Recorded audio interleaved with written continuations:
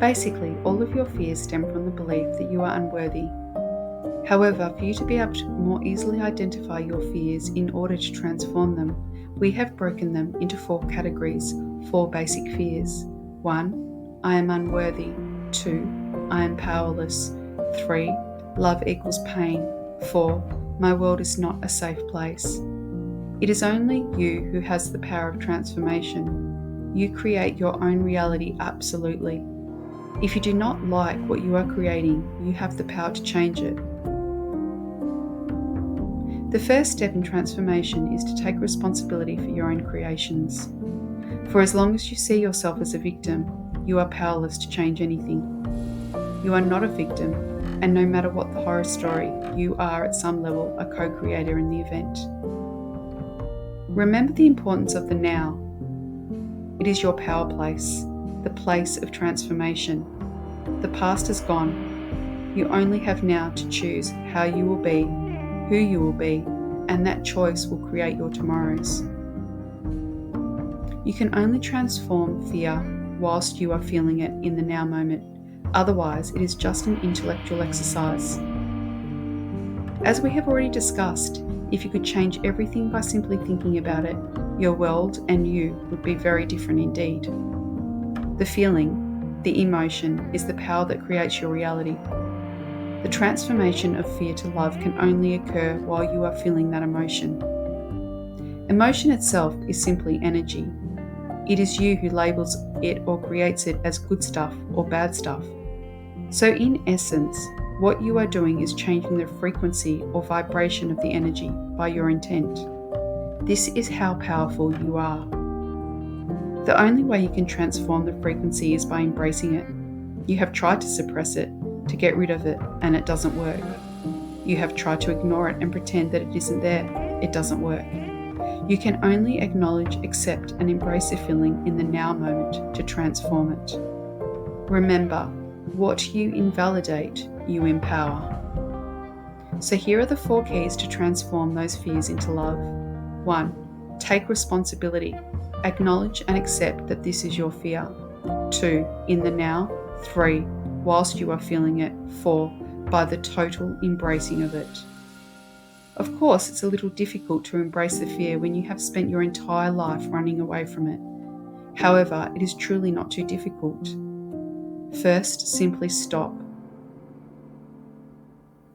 If you are amongst others, take yourself off to the bathroom or wherever you can be alone, just for a few moments. This is not some lengthy, agonizing roll on the floor situation. It is a simple exercise of the heart. So stop. Then consciously breathe. Deep, comfortable, even breaths. You know, everything in your physical world is really a metaphor for the greater reality. In your world, breath is life. In the greater reality, life is the source.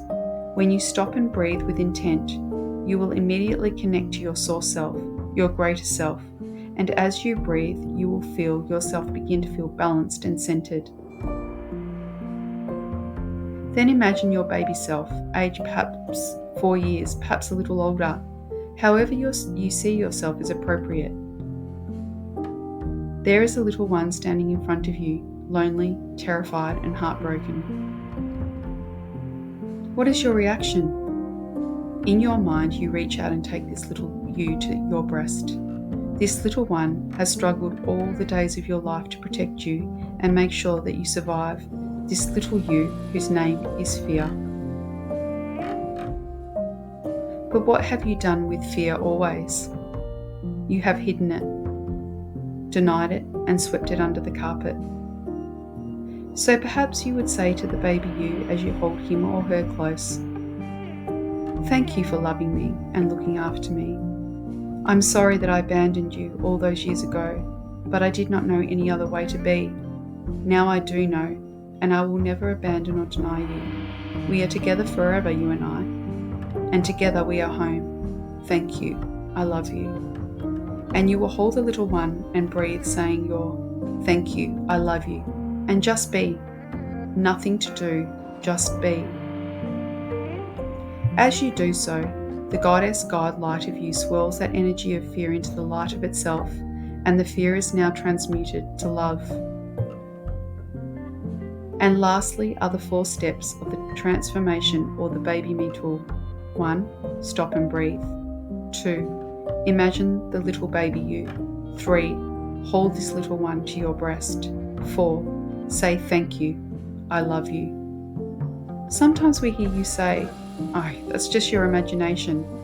However, we would impress upon you the understanding that the imagination is truly a most wondrous tool of the soul.